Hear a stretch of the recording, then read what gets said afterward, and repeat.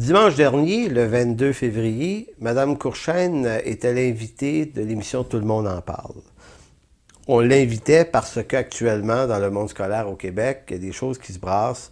Un sondage dernièrement démontrait que 29% des enfants, des jeunes du secondaire, finalement, finissaient par décrocher. On parlait également surtout et beaucoup d'intimidation, de violence dans les écoles.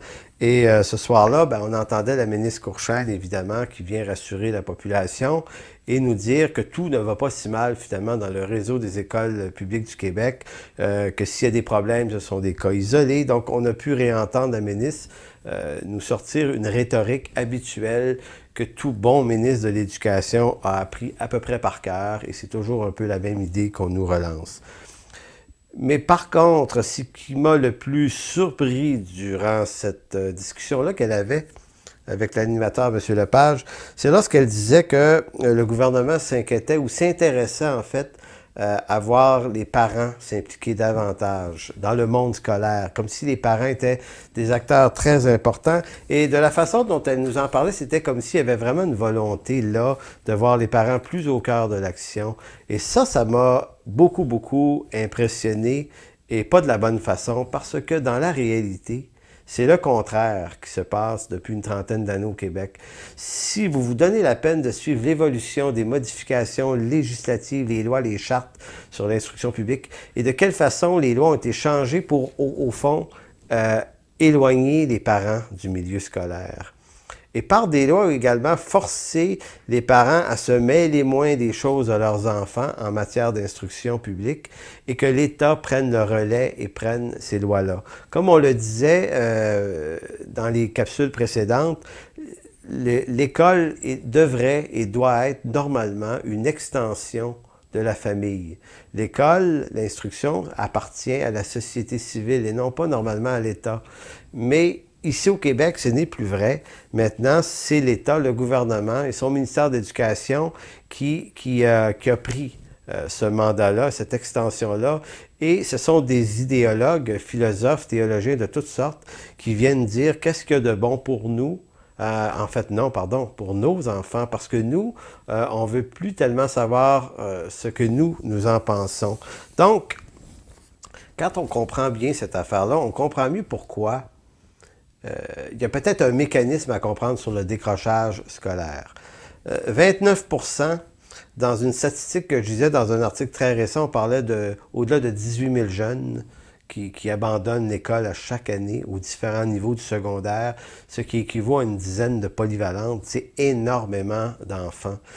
Les solutions que les différents gouvernements et ministres de l'Éducation ont proposées au cours des dernières années, c'était toujours des centaines de millions. Donc, des fois, c'est un petit peu comme dans le monde médical. Plutôt que de comprendre le problème, on crée un médicament. Tu sais, on croit que la guérison est toujours le fruit d'un médicament et on ne peut pas le voir autrement. Comme si des millions allaient régler le problème. Il y a peut-être un problème d'incompétence aussi de la part de ceux qui dirigent. Et là, je ne parle pas des professeurs ici. Les professeurs se font imposer aussi des programmes. Mais il n'y a pas quelque part des personnes qui ont manqué de compétences, puisque le décrochage scolaire, aussi loin que je fais mes recherches, ça fait des décennies qu'on s'en inquiète. Et toutes les mesures qui sont avancées par les différents gouvernements qui passent au pouvoir ne fonctionnent jamais. Vous savez, moi, j'ai des amis dans l'entreprise privée qui, lorsqu'un employé, un vendeur, par exemple, vend plus et que il n'y a pas un bon succès, on ne le prend pas ou on ne le garde pas. Ou un mauvais vendeur qui irait présenter son CV à une entreprise, on ne l'engagera pas. Mais on dirait que ça ne fonctionne pas comme ça dans le ministère de l'Éducation. Ça, c'est un problème qu'on verra un peu plus tard dans d'autres capsules. Cependant, le décrochage scolaire, il est aussi le fait du décrochage des parents. Et le décrochage des parents, il est probablement aussi le fait d'une école, d'un système éducatif qui tend depuis quelques décennies à se débarrasser un peu des parents. En fait, on veut que les parents soient des géniteurs, des foyers nourriciers pour les enfants. Donc, on les nourrit, on les habille, mais après ça, on les confie à l'État. Et l'État se charge de nous les dimensionner selon ses valeurs, son éthique, ses croyances, sa morale à elle, selon son bien commun. Donc, on veut pas trop nous avoir dans le décor en réalité. Et ça explique pourquoi beaucoup de parents se désintéressent de l'école, parce que les parents ne se reconnaissent plus dans cette institution qui ne leur ressemble pas et qui ne représente pas souvent leurs valeurs. Faut-il le dire, il y avait des sondages qui contredisaient les intentions des gouvernements dans les années 90. Il faut quand même avoir du culot pour venir nous dire que la population les voulait, les changements, alors qu'en réalité, elle les refusait. Donc, la nature de l'idéologie est la suivante.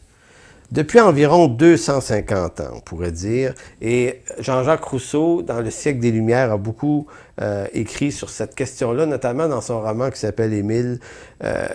Les parents sont-ils ou non compétents en matière d'éducation de leurs enfants? Jean-Jacques Rousseau supposait que non.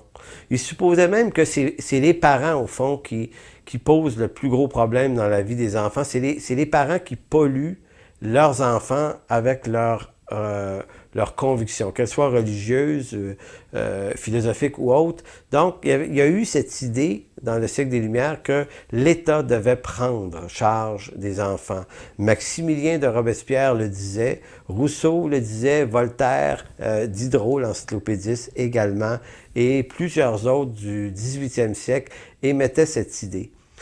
Maintenant, ça peut paraître farfelu parce que l'idée est simple, c'est l'État qui devient propriétaire des enfants avant même les parents. Vous allez dire, c'est un peu fort. C'est un peu fort. Et ça paraissait très fort à l'époque de dire des choses pareilles.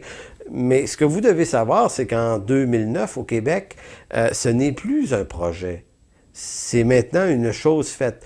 Toutes les lois dont le gouvernement avait besoin pour se rendre propriétaire et tuteur de vos et de mes enfants en matière d'éducation, non pas seulement académique, français, anglais, maths, sciences et compagnie, mais également tout ce qui va toucher maintenant aux convictions morales, éthiques et religieuses, de quelle façon on veut donner une dimension dans l'esprit et dans l'âme de nos enfants. Est-ce que vous êtes d'accord avec ça? Je ne suis pas certain. Alors, est-ce qu'on vous a consulté vraiment pour en savoir plus, pour vous informer davantage là-dessus? Je ne suis pas certain qu'on vous a vraiment informé.